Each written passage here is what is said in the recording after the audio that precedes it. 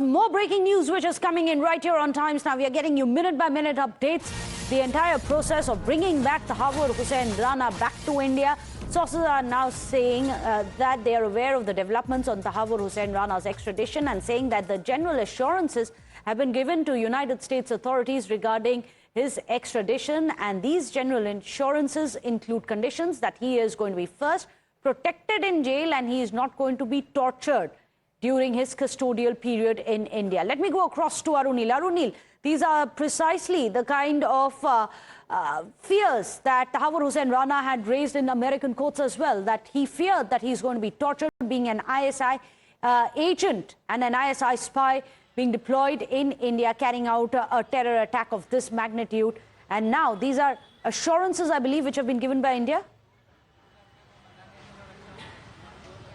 Well, Tahawwur Rana, in his repeated petitions that he has filed in US court, different US courts, be it these lower courts or the Supreme Court as well, he has very vociferously pointed out that because he is a Pakistani Muslim, he will be tortured in Indian jails.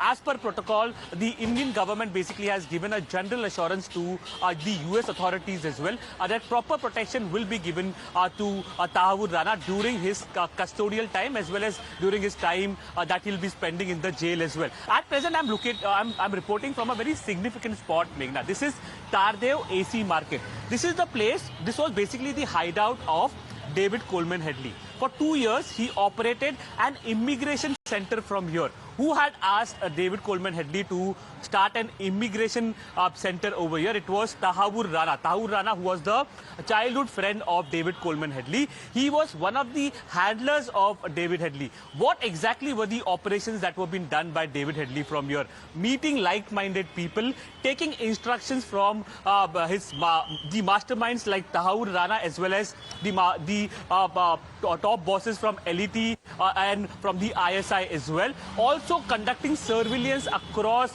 the city of Mumbai. Remember, Tahawwur Rana also visited Mumbai multiple times. He was in constant touch with David Coleman Headley.